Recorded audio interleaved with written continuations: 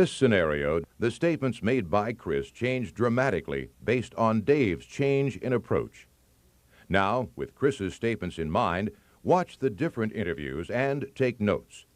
These will be excerpts from the same questions that were asked, but their responses may differ. Ensure that you note what is consistent and what is not.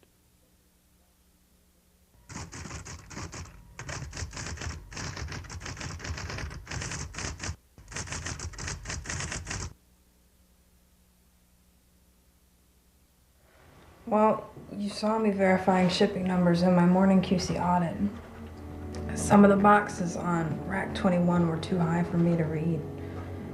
Chris happened to be walking by, so I asked him to help.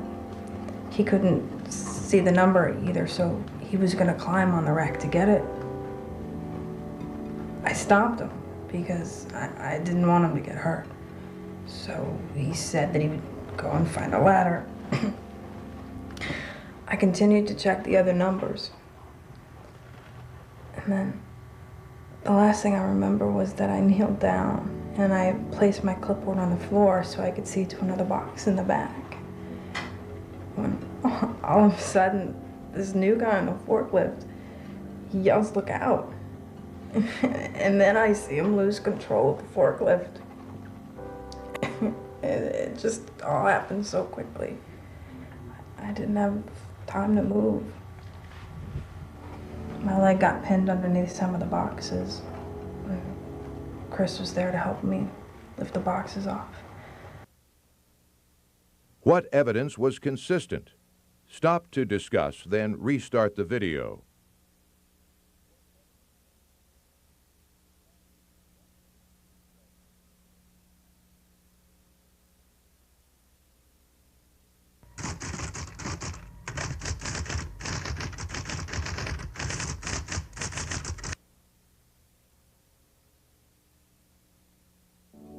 When I started down the ramp, I hit the brakes, but nothing happened. Then I started pumping the brakes, but once again, no response.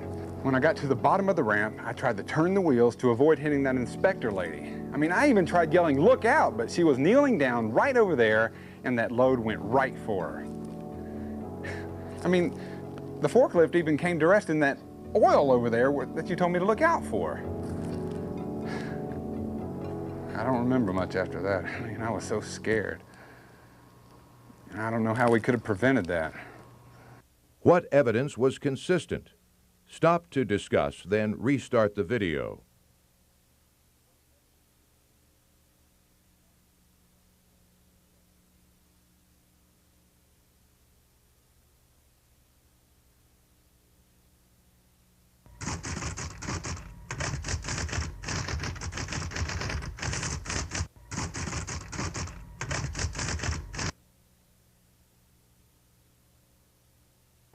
That doesn't matter.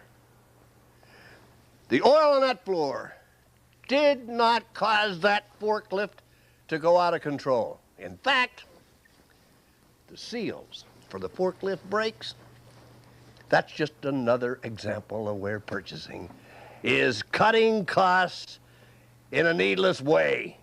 They don't seat properly. And when they don't seat properly, they can leak. In fact, that kid was driving a forklift with no brake fluid and no brakes, for that matter. You know Patrick, third shift driver? Well, he found a puddle of fluid near the forklift, and he found that it had no brakes when he did a pre-use inspection. He brought the form to me. I entered it in the maintenance log. Now, I was gonna fix it on the third shift, but that overhead line just took too long. Now, we just left the forklift where it stopped near the pallets so nobody get hurt when they tried to move it. Now, we really didn't need to tag out this forklift. I was gonna get right on it. Bottom line is, that new kid, he told me he didn't do a pre-use inspection. That kid shouldn't have been on that forklift in the first place. He'd have found that defect if he'd have followed the procedure of doing pre-use inspection like Patrick did the night before. What evidence was consistent? Stop to discuss, then restart the video.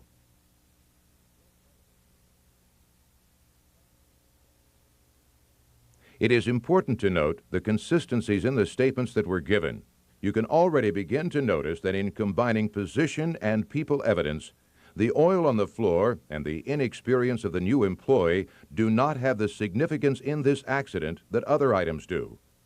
The other factors mentioned are pointing to the brakes, but there is more to this accident than just forklift brakes. Let's move on. Our third type of information is parts evidence, which includes a look at the tools, equipment, and materials that people were using. Often, people's actions were prompted by worn or improper equipment. You don't have to be a technical expert to do this examination. A good leader knows what people need to do the job productively and safely. There are standards for usable condition, for guards, safety features, hazard warning labels, and others. Check for these. Sometimes part of the problem is in the failure of equipment or structures.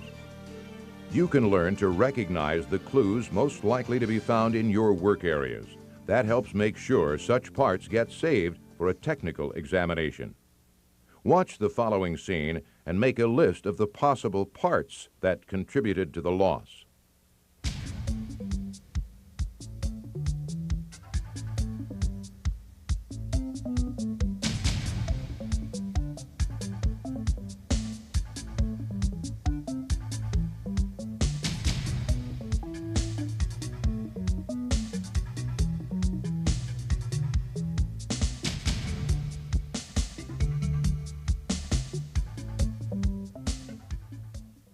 What parts, seen or not seen, could have contributed to the loss? Stop to discuss, then restart the video.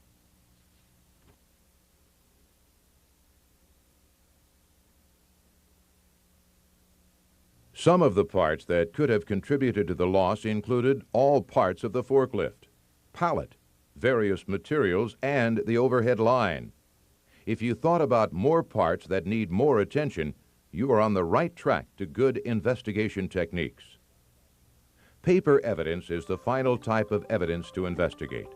Logs, schedules, personnel training records, and other files, in paper or electronic form, have information that can help identify the basic causes of problems. These are seldom at the scene of an accident, so supervisors often overlook them. Some examples of paper evidence include training records. When a person hasn't followed a safety rule, hasn't used the right procedure or equipment, check to see if the person ever got appropriate job instruction. Maintenance logs and records. When equipment appears to be worn out or previously damaged, check to see if there was proper service and repair. Schedules. When people are trying to operate and service equipment at the same time, or there are other activities that are going on that cause congestion or interference, check to see if there is schedule planning. Procedures and practices. Unclear or out-of-date procedures can lead to improper actions. Check if there were current standards for the job being done. In our next scenario, Dave will be talking with Renee in the personnel department about the various paper evidence that may hold clues to the accident. Take notes to identify various paper evidence that provides a key to more information. Okay, tell me about your training. Okay, let's see here. You know, everyone's had that new hire orientation and a signed statement regarding safety rules and regulations. That's all that's in Bob Daniels' training record. Okay, what do we have on Lisa? Okay, Lisa Evans. Now, Lisa Evans, she recently transferred from the QC lab to QC supervisor. She has all of the training from working inside the lab, but that's it. That's it. J.D. Allstott? J.D. Now, J.D. Allstott, you know he's been here for over 30 years, okay? But his last training was over 5 years ago when he had that lockout, tagout training. His last forklift workshop was over 10 years ago. 10 years? 10 years ago. Wow. Speaking of which, you know, I see here that You haven't had any training since you became a supervisor. Here's that maintenance log you wanted, and here's the entry for those failed forklift brakes. Well, where's the entry for that overhead line you talked about? Right here. All right. What about all this other stuff that hasn't been done yet? What?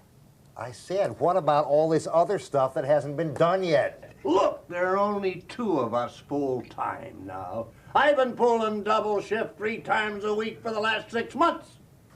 Well, J.D., old buddy, you ought to have yourself a mighty fine vacation with all that overtime pay, don't you think? Yeah. I guess I can't complain. I gotta go now. Thanks, J.D. God, what a character. I'll tell you what, looking at this schedule, looks like J.D. is the only person who's working those kind of hours.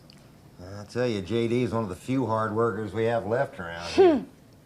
Well, let's get back to the investigation. I need to take a look at job procedures and practices. Oh, I think, let's see. It's right here. Safety manual. There it is. Let's see. Now, here it is, forklift training. Well, what's this? There's only 1 page. And all that says is drivers must do inspections on their forklifts, that's all. Oh, what about, I think it's in the back, the lockout tagout procedure. I think that's in the back. Here it is. Oh, man. Looks like the last time this thing was updated was when I was still driving a forklift. I'm telling you, the safety department really needs to get with the program. Well, Renee, I guess that's all the information I need. Listen, thanks again for your help. I really appreciate it. You're welcome, Dave. Anytime. See you later. All right, take care.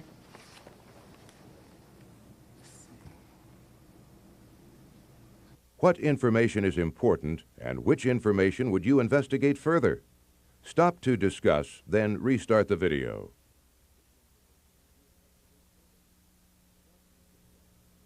You should have noticed several key issues related to the personnel files, maintenance log, work schedule, and procedures and practices. If you noted other missing items or have more questions for paper evidence, you are once again on the right track to improving your investigation methods. Stop the video one last time and discuss the best ways that your company can preserve information gathered from position, people, parts, and paper evidence.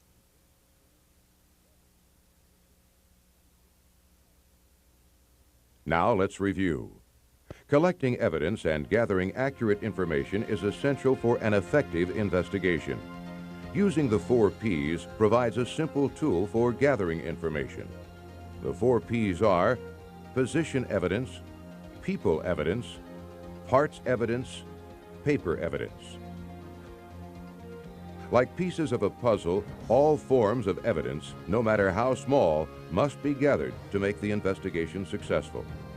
By using the 4 Ps of evidence, you are on your way to reducing loss to people, property, process, and the environment.